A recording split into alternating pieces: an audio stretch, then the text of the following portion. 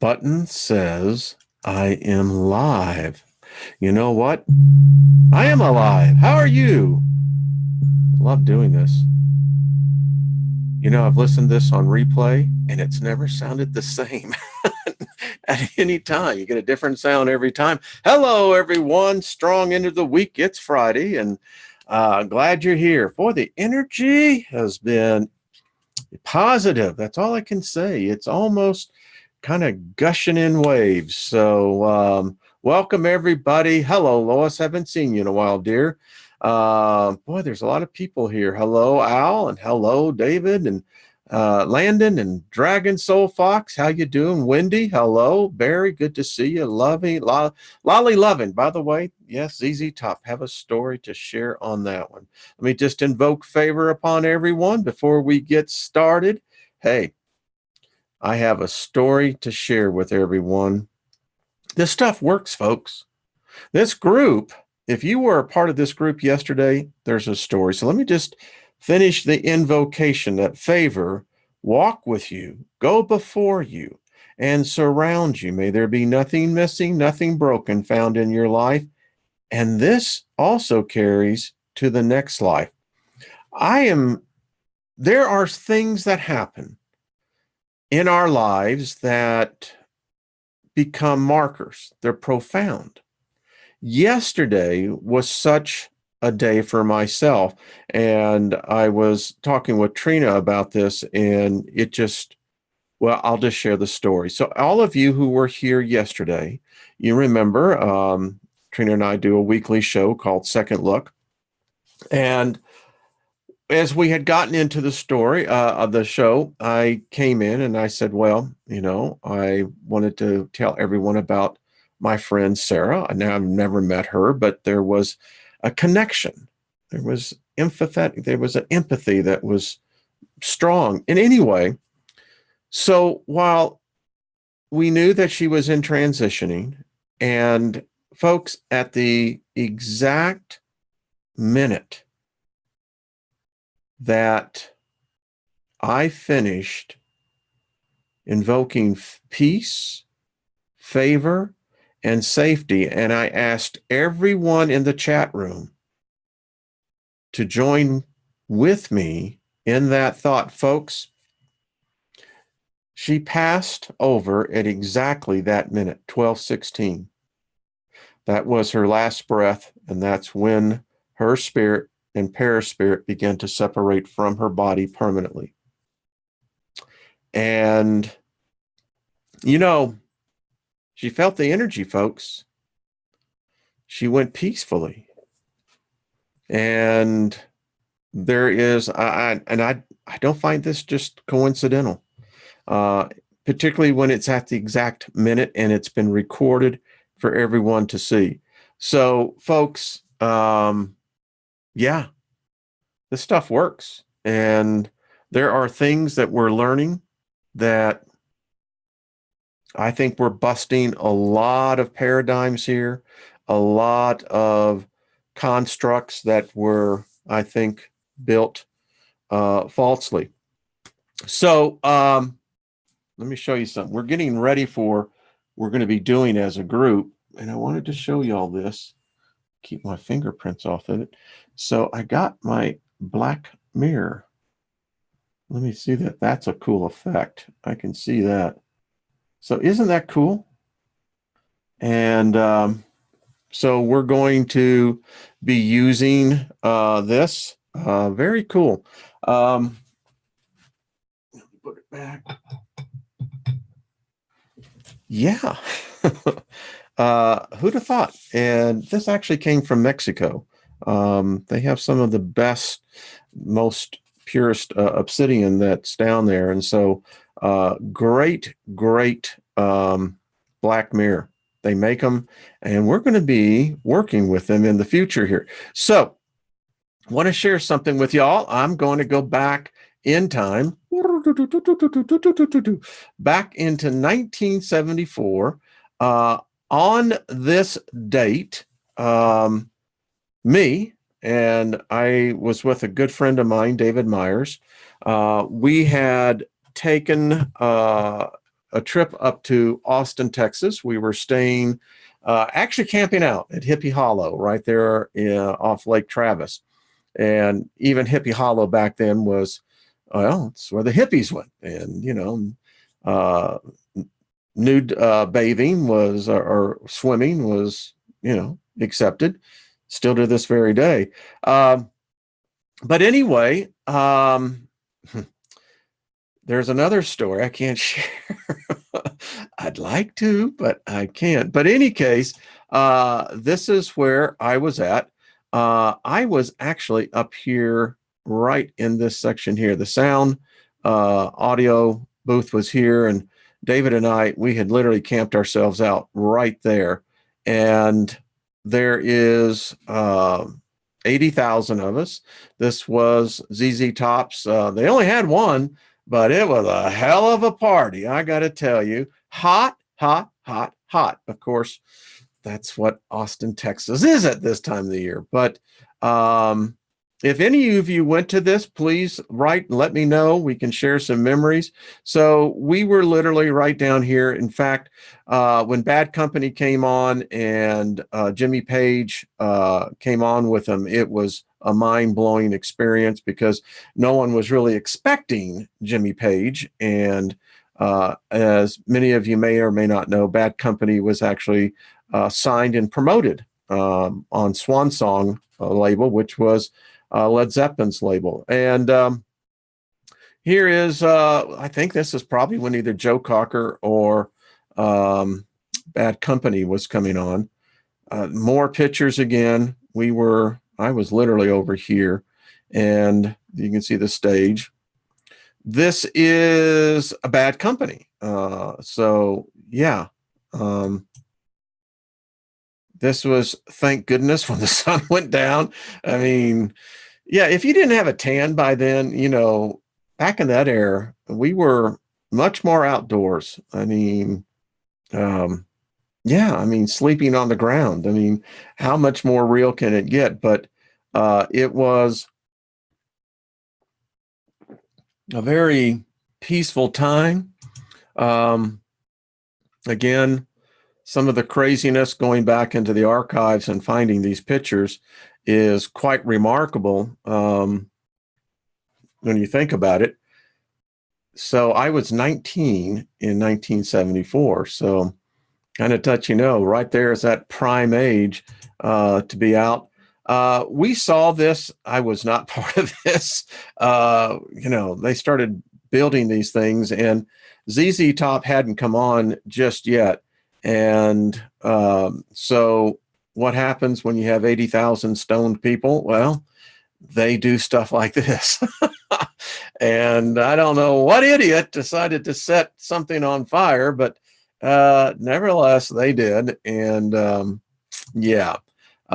then this is, of course, when ZZ Top actually took the stage. So there you go, little memory down memory lane for me.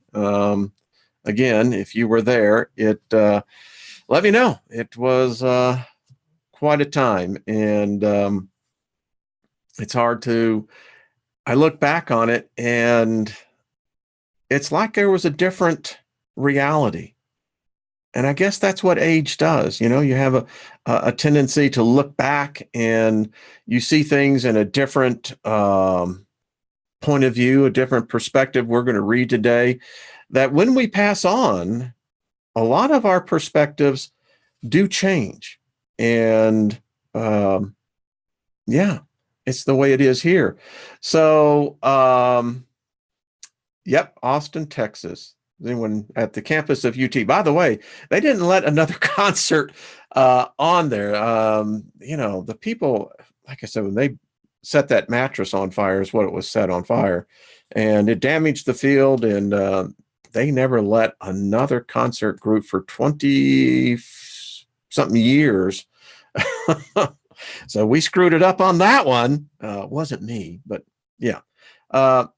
Real quick, it was out earlier doing my sun time, and today's sun was the soft and gentle one. It isn't what sometimes we get up here as when David was on last week, Adapt 2030, that it wasn't the electrical sun, the stinging one. This one was very pleasant. And anyway, so I digress. Hello, everyone in the chat room. How are you? Hello, moderators.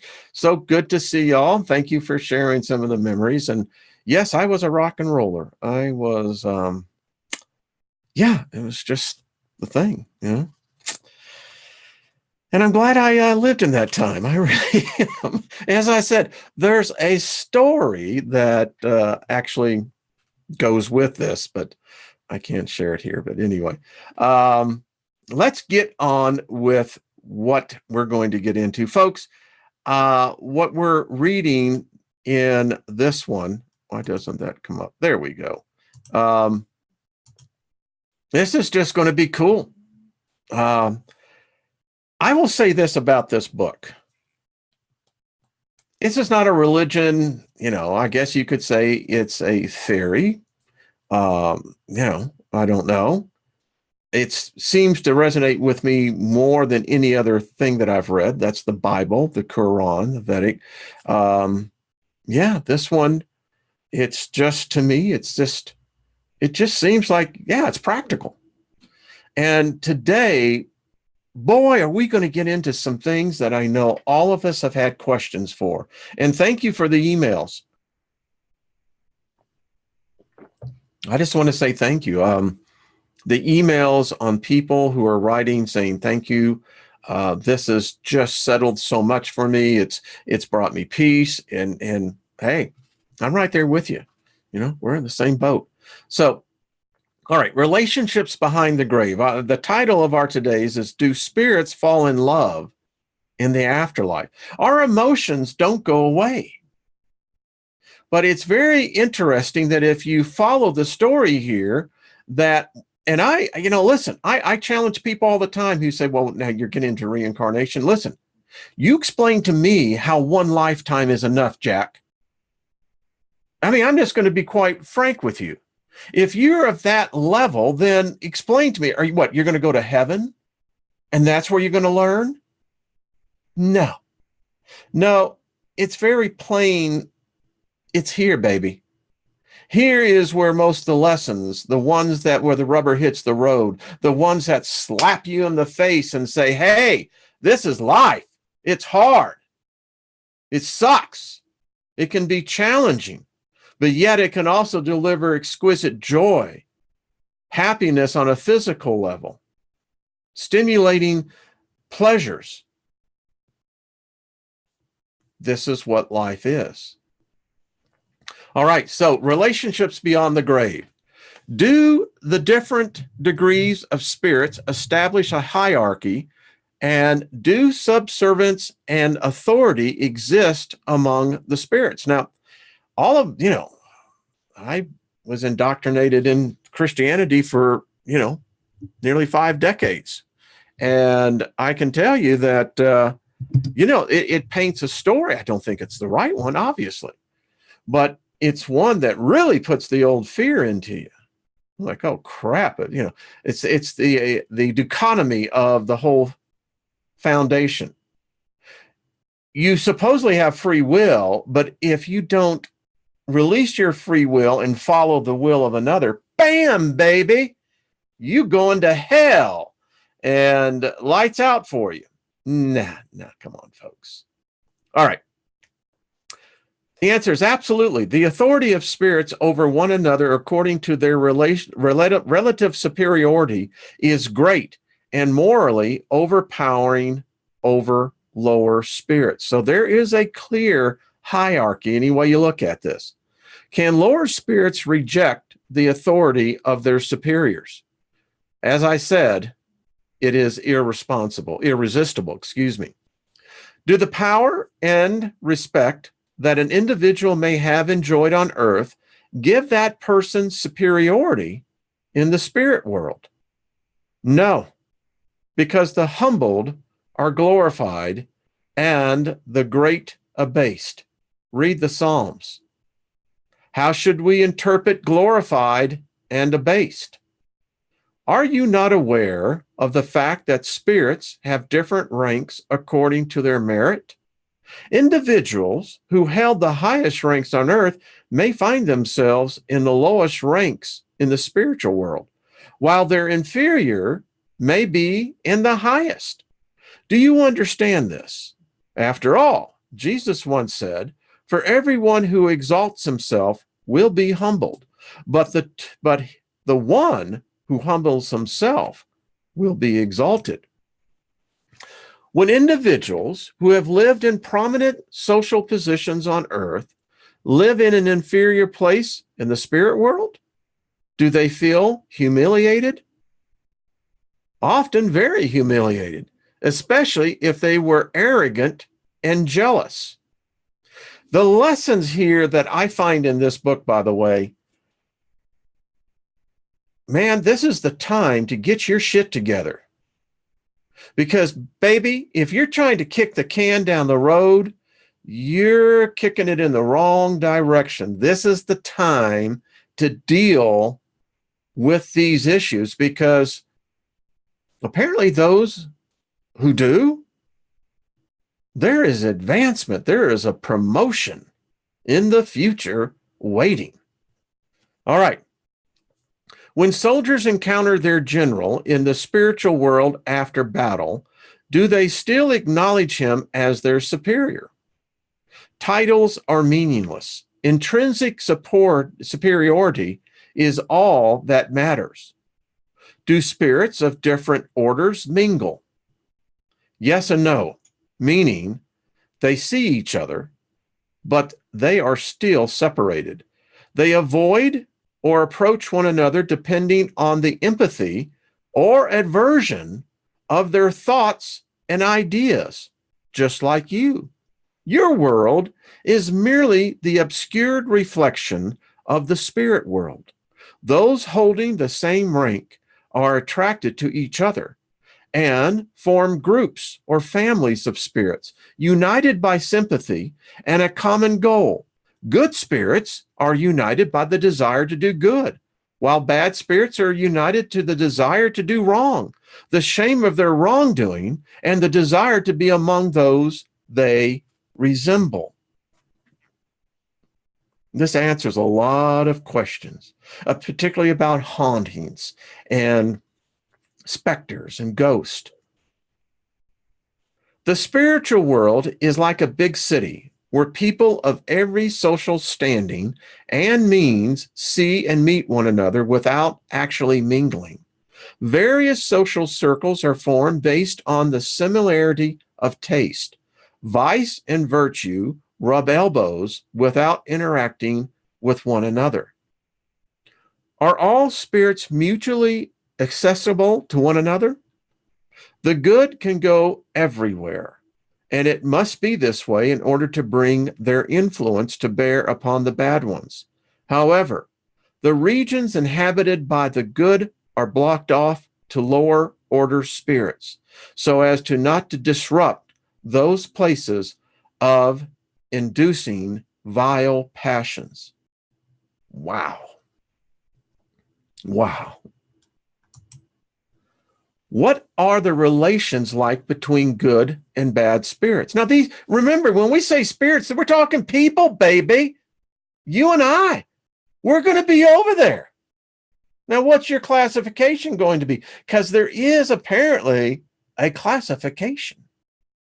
It's your vibration, apparently. The good strive to combat the immoral propensities of others, to help them rise to a higher degree. This is a mission.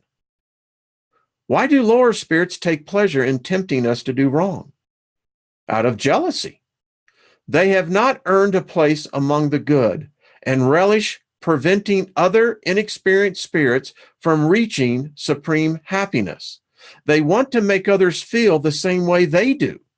Do you not see this same desire among yourselves? How do spirits communicate with one another? They see and understand one another.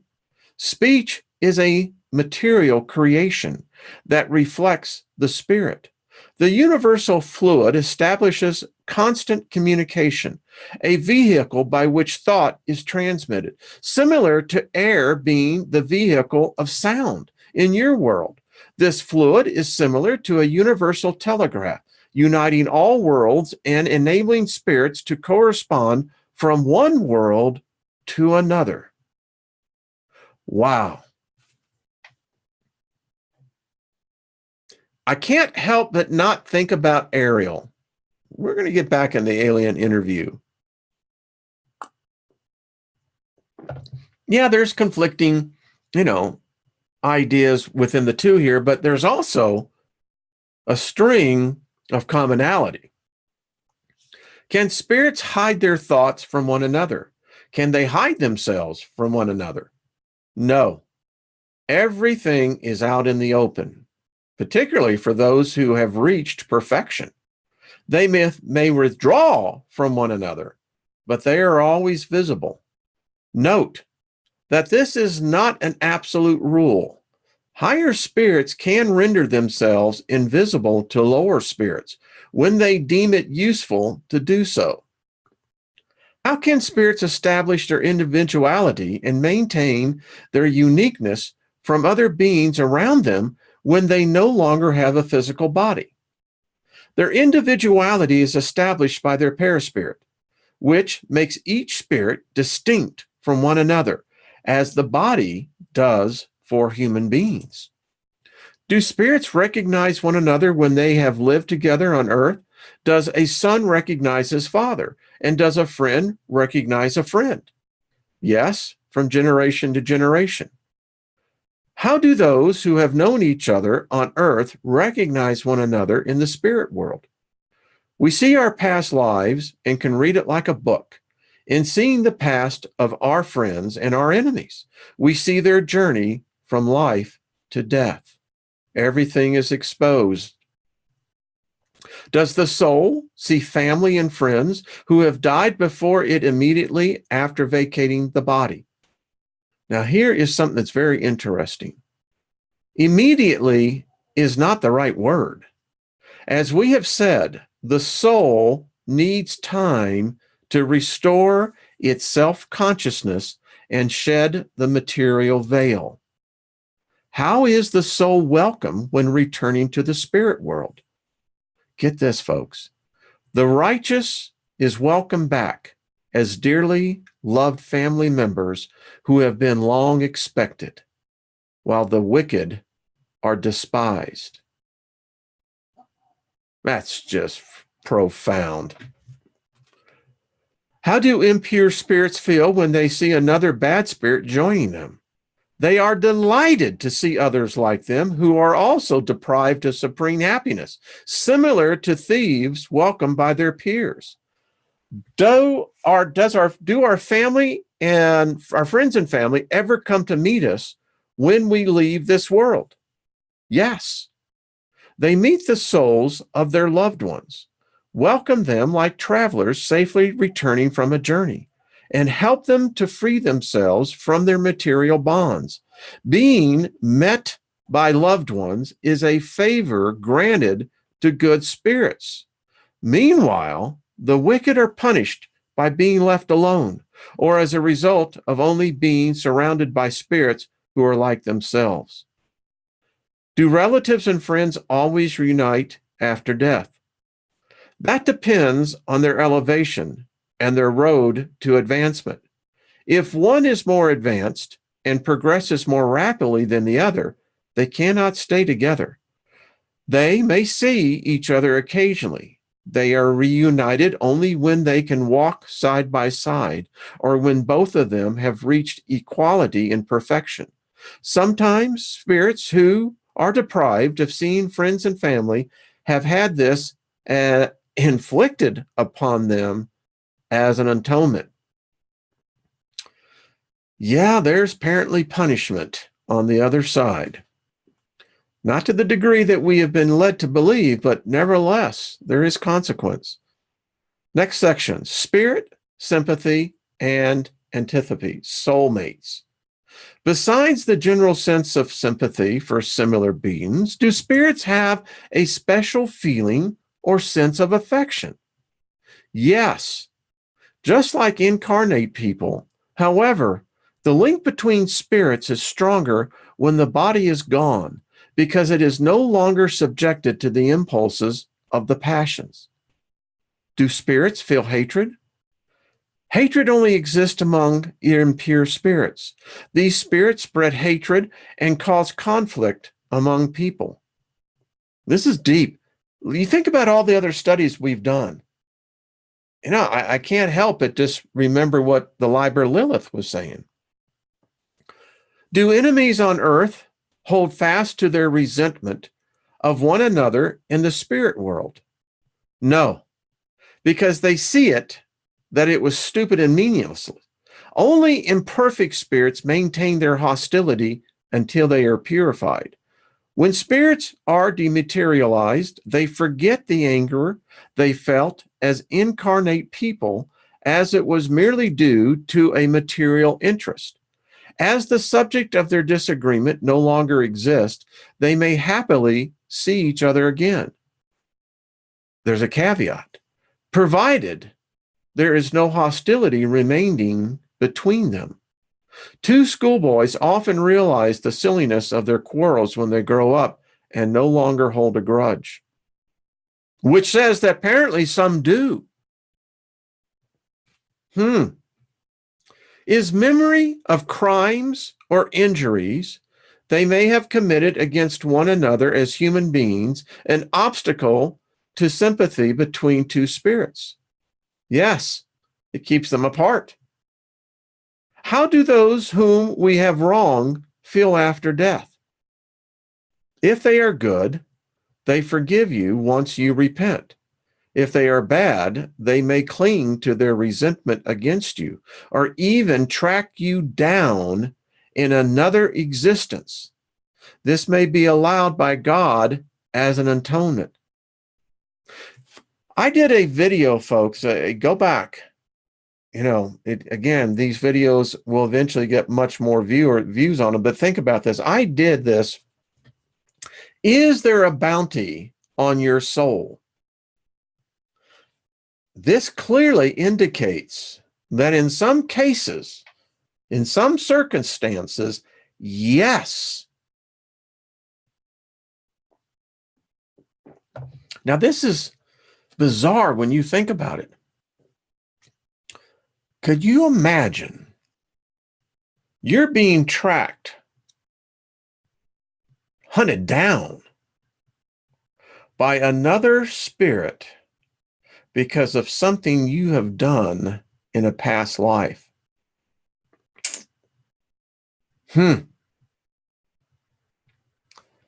Yeah, okay. Can a spirit individually affections change? No, because they cannot be mistaken. Hypocrites can no longer hide behind a mask in the spirit world, and their sentiments, when pure, are unchangeable. The love uniting them is a source of supreme happiness. Does the affection of two spirits carry over from this world to the spirit world? Yes, if it is based on true sympathy. If physical causes have influenced this affection more than sympathy, it ends with those causes. Affections are more solid and lasting among spirits than human beings because they are not subject to the whims of material interest and self-love. Wow, we're going to have to get deeper into this self-love thing because it's, again, something that we have to have a healthy image of ourselves. And where does the line cross between concern to conceit? We don't know. Are souls predestined to be together from inception? And do we each have our other half somewhere in the universe with whom we will be reunited one day? No. There is no destined union between two souls. Union exists between all spirits, but in varying degrees according to their ranking or their degree of perfection. The closer to perfect, the more united they are. Disharmony produces all the problems of human life, while harmony generates perfect happiness. By that statement, the world is full of disharmony.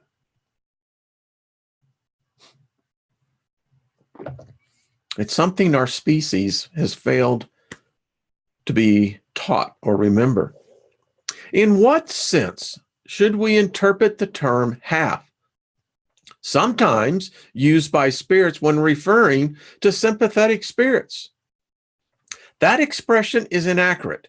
If one spirit were the half of another, it would be incomplete when separated from its other half. When two perfectly sympathetic spirits are reunited, do they remain united for all eternity, or can they separate and unite with other spirits? All spirits who have reached perfection are united. In all other worlds, when a spirit ascends from a lower world to a higher one, it does not always feel the same sympathy for those it left behind. When two spirits are completely like-minded, do they complement one another? Or is this sympathy the consequence of their perfect identity of character? The sympathy attracting one spirit to another is the result of perfect harmony of their predispositions and instincts.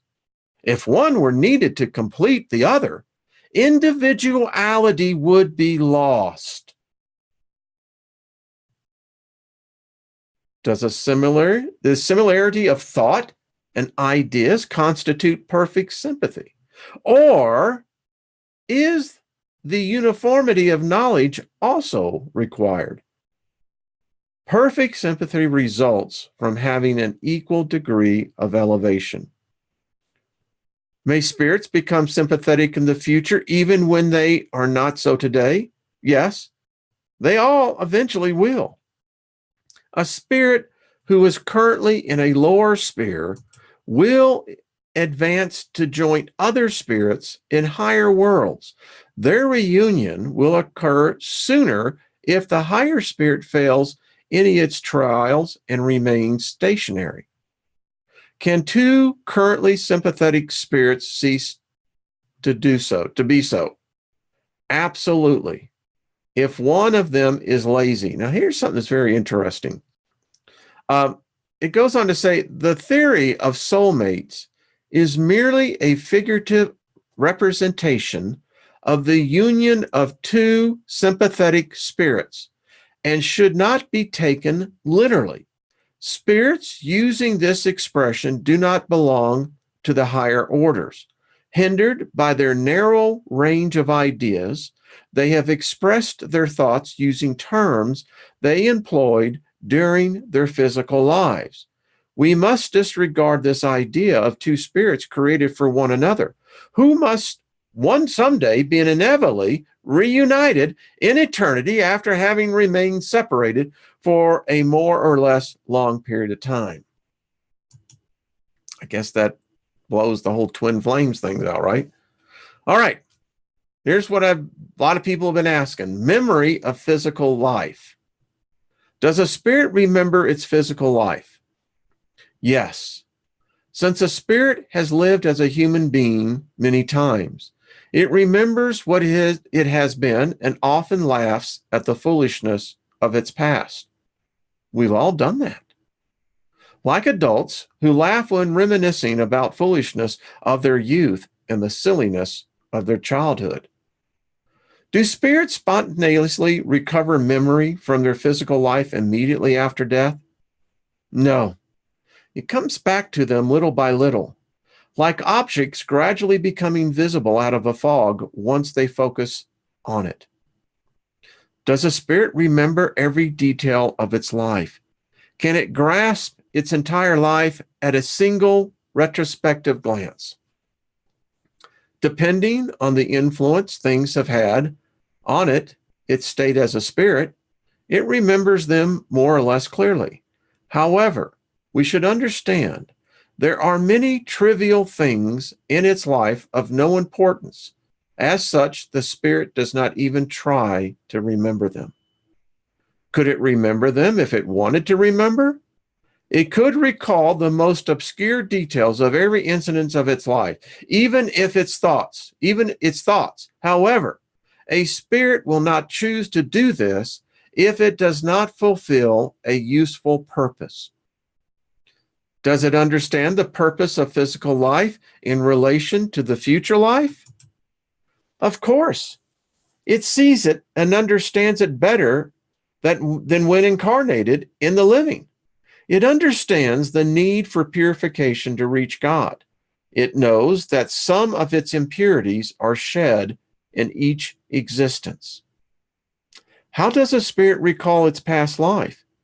Is it through an effort of imagination, or is it like a picture right before its eyes? Both. Everything that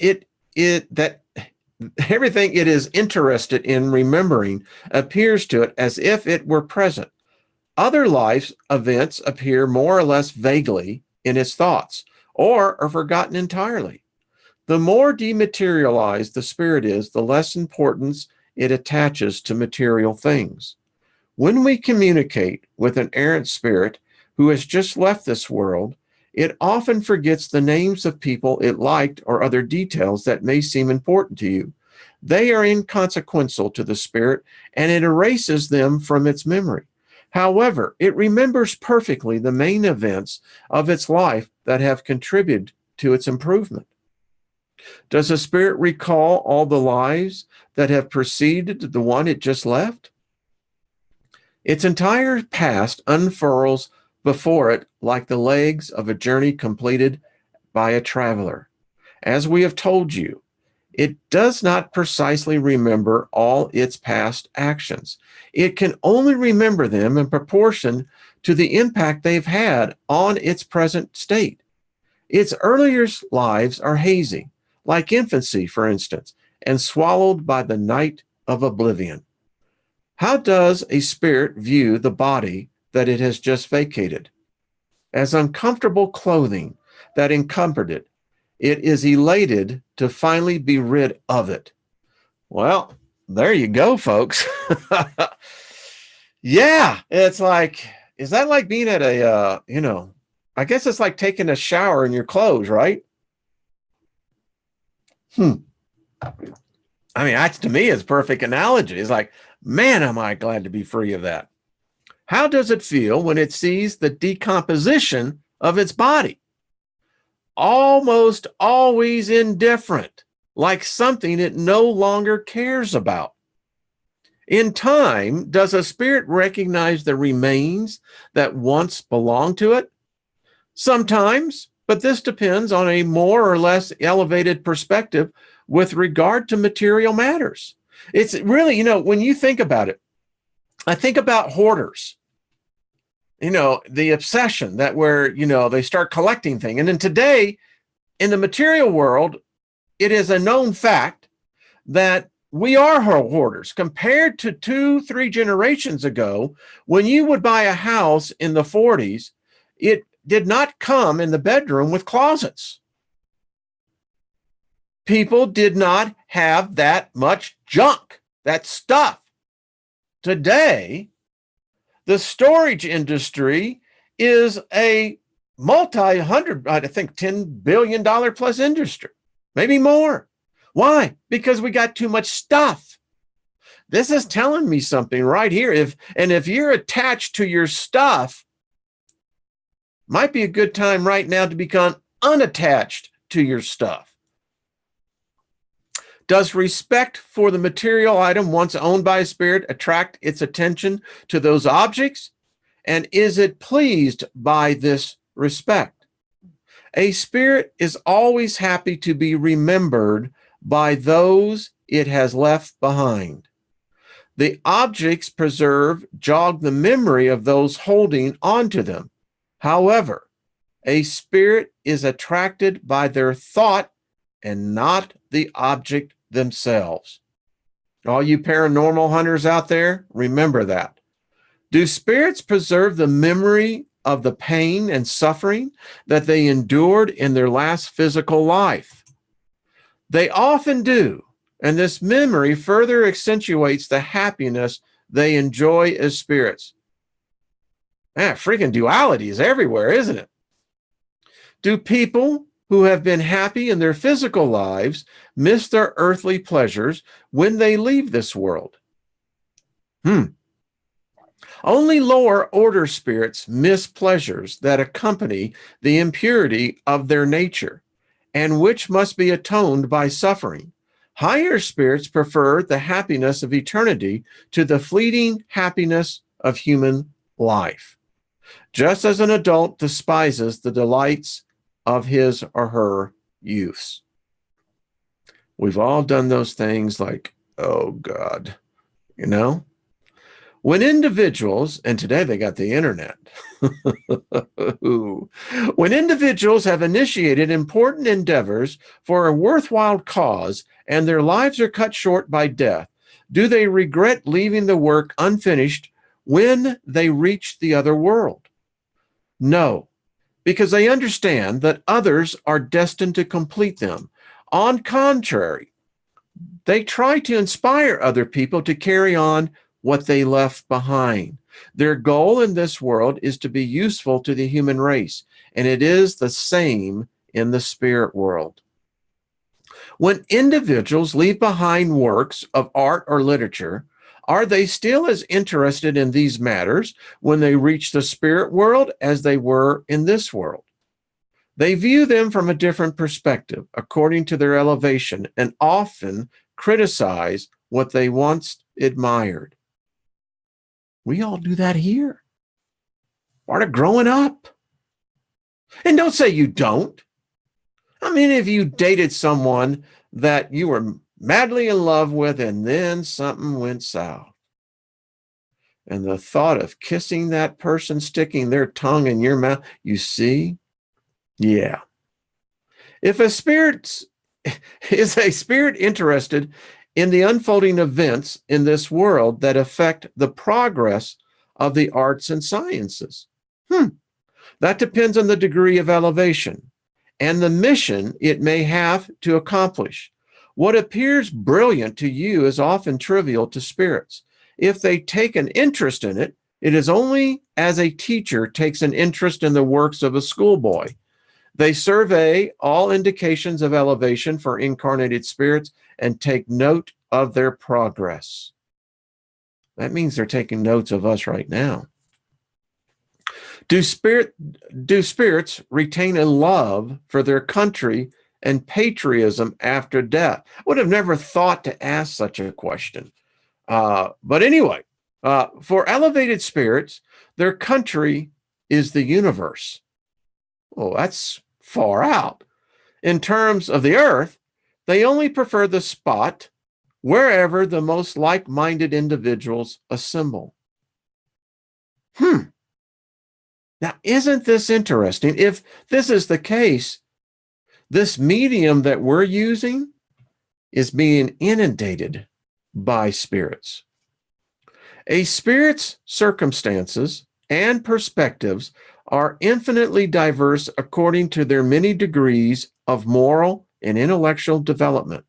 Higher spirits generally stay on earth for short periods of time. Everything that happens here is so trivial in comparison to the splendor of infinity. Yet human beings attach so much importance to incredibly foolish matters.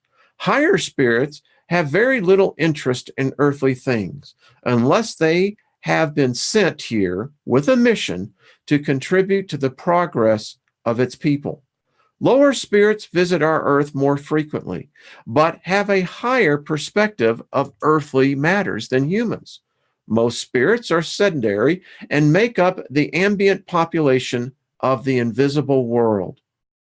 Wow. Most spirits are sedentary and make up the ambient population of the invisible world. That's deep, folks. They retain the same ideas and taste that they had while clad in their corporeal envelope and intermingle at our gatherings in business and during pastimes. According to their character, they partake in all of these matters more or less actively. No longer able to satisfy their material passions, they relish watching those who immerse themselves in their indulgences and encourage them to do so. Some have better inclinations and simply watch and observe in order to bring about their advancement by acquiring knowledge. Folks, what this is saying, I've asked this question and they just absolutely answered it the same way I did, in a much more elegant way. All spirits are voyeurs. So when you're naked, remember, you may have a lot of male spirits checking you out, baby. And hey, guys, you may have a lot of male spirits checking you out too. And you're going to see that apparently has some, influence on the next life over there. But yeah, they're all around us. Yeah, kind of now makes you feel a little creepy, doesn't it? Oh, man. I mean, you just think about that. Whoa. Well, that just goes to show you there's nothing hidden here, too. Oh, my. That's just funny. Do spirits change their ideas when in the spirit state? Very often. A spirit's ideas undergo drastic changes as it becomes dematerialized.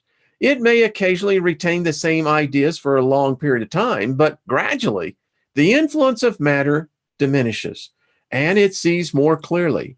Eventually, a moment arrives when it seeks a means of advancing.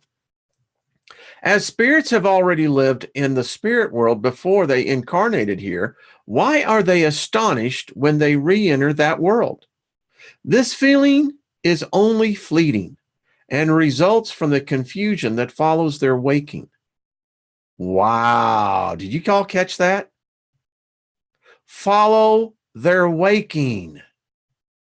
We've all said this is like a dream state, except in this state, things count. Wow. Okay, let's go on. They soon recover their consciousness as the memory of the past comes back to them and the impression of their earthbound life is erased. Commemoration of the dead, funerals. All right, so you want to know what it's going to be like, huh? Well, here they're going to tell us. Do memories of people they loved on earth affect spirits? Much more so than you may believe. This memory increases their happiness if they are already happy and gives them immense solace if they are unhappy. Memorial to the dead. Our ancestors practiced this. We don't do this today. Maybe our ancestors knew much more. I contend looks like at one time these worlds could have been much closer together. Are spirits particularly attracted to their loved ones on earth on All Souls Day? Do they make it a point to visit people who pray before their graves? Spirits respond to the appeals of loving memory on that day just like any other. Do they visit the burial site of their physical body on that day?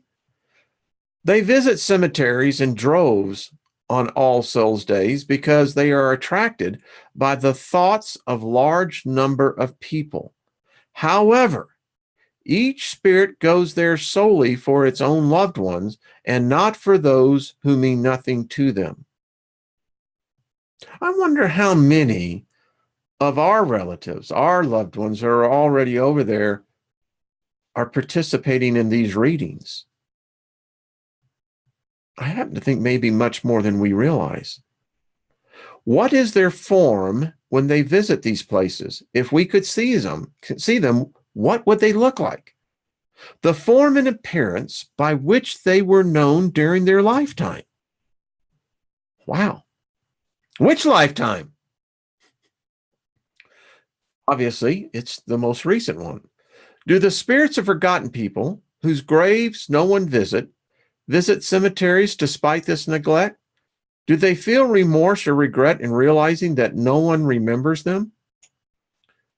I highlighted this in a different color because this is profound. What is the earth to them? They are only connected to it sentimentally. If there was no affection for a spirit while it was in this world, nothing can attach it to it. It has the whole universe before it. Does a spirit derive more pleasure from someone visiting its grave than a prayer offered in its name by loved ones in their own home? Visiting a gravesite is a symbolic gesture and a way of showing a spirit that it was not forgotten. As I have told you, the prayers blesses the gestures of remembrance. Where the prayer is offered is of little significance, so long as it comes from the heart. When statues or other monuments are erected in honor of the deceased, are spirits present at the inauguration? Do they derive any pleasure from these ceremonies? Spirits often attend such occasions when they can, but they attach less importance to these honors than the memory in which they are held. Wow. What makes some individuals prefer one burial spot over another? Do they go there more willingly after death? Is it a sign of inferiority if a spirit attributes such importance to a material issue? Spirits who have preference for certain burial places show a sign of moral inferiority. Why would the different burial spots be of a concern to elevated spirits? Aren't they aware that they will be reunited with their loved ones regardless of the location of their physical remains? Is it pointless to bury the physical remains of an entire family in the same spot? No. This is a heartfelt testimony to the consideration for our loved ones. It is of little importance to spirits. It is useful for people whose memory of the deceased is strengthened. When the soul returns to the spirit life, does it find the honors paid to its material remains pleasing? When a spirit has reached a certain degree of perfection, it is no longer controlled by human pride or pleasure and understands their futility. Still, there are many spirits who take great pleasure in the honors paid to their memory. There are some who are disturbed at discovering that they have been forgotten when they first cross over into the other life.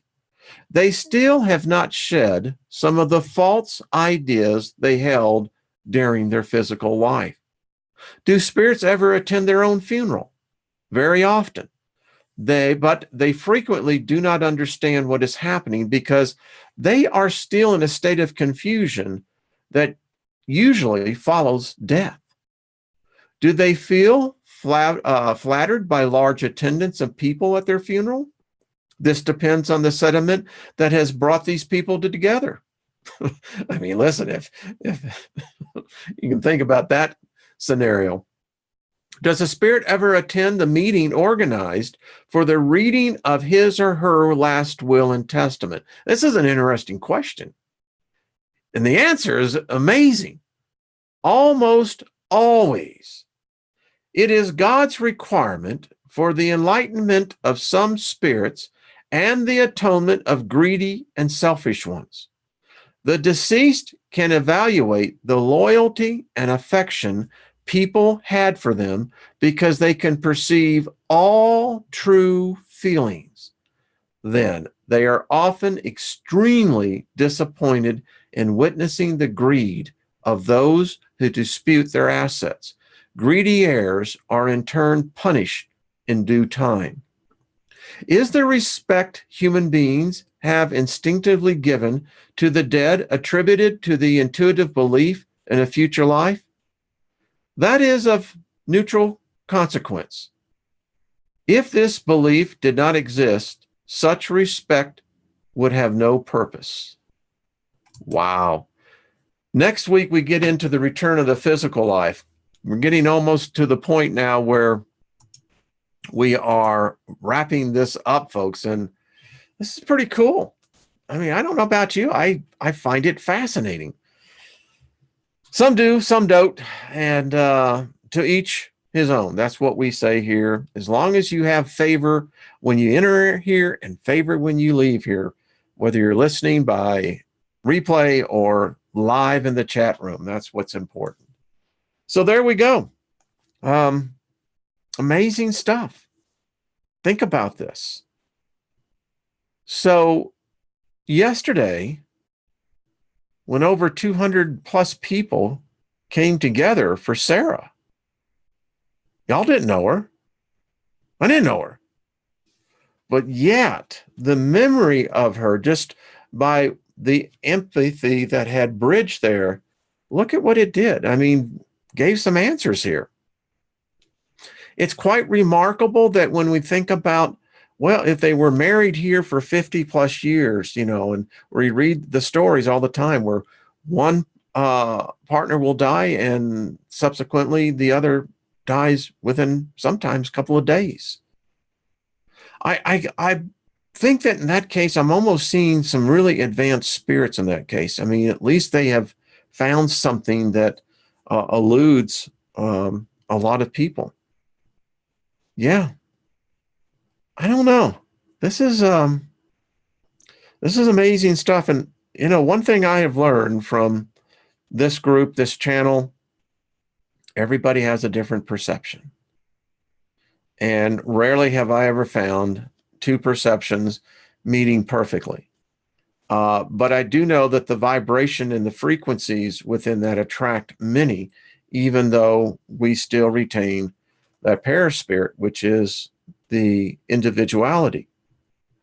And I guess eventually, if we reach that point, not if, we will, that point of perfection, that maybe the paraspirit is no longer, I just keep, is individuality really that important? I don't know. I know it's important now. I mean, I am. At least I think. Therefore, I am. Well, folks, have yourself a great holiday here in the United States. It's a 3-day holiday. I'll be on live Monday. And so enjoy. This is profound. I tell you, when I think about this, I'll just share a few thoughts here before we go. For me, this will be in my consciousness, in my memory, whenever that departure date is, whenever it is, whenever I have finished what I'm supposed to do here, I will be remembering this. And as the feeling and as that whole immersion process begins to take effect and the transitioning is well underway, as the fleeting moments of consciousness, I will remember that this is a process. It's going to be okay. And maybe we can use laughter because we know we're about to be free, folks. That's cool. That's really far out. Any way you look at it. All right. Peace to all of you. So much enjoy your company. Well, I guess there were some people in here. You know, we still have a lot that are indoctrinated. That's why I send them over to Jeffrey. But it's okay, folks. It's all right. Remember, we're all going to die eventually. So whether they like us or whether they hate us, we've got that unites us. And it really doesn't matter. It's the sharing of knowledge. All right, folks. Peace to you. Bliss you all. And see you. I think we're going to be doing over on Jeffrey's the Sunday. So check us out there. I'll repost it here. And Monday, we're going to pick right back up. Yeah, let's see what this happens now. I've often been curious because, again, I have not been a person that was on board with reincarnation, but it came to eventually the question, one lifetime isn't enough. How does someone, in such a finite period of time? Less than 100 years? And you're going to tell me we've got enough experience to fully figure it out? No, baby. No, no, no, no. Thank you, Al. I'm going to have Al and David Barry on Friday the 13th. Next Friday, I'm going to have Hallie on. We're going to be talking about some strange things happening along the Gulf. Yeah, our whole planet is changing. Boy, if this is not indication of a shift, I don't know what is. All right, folks. Love you all. We will see you again soon. Bye-bye.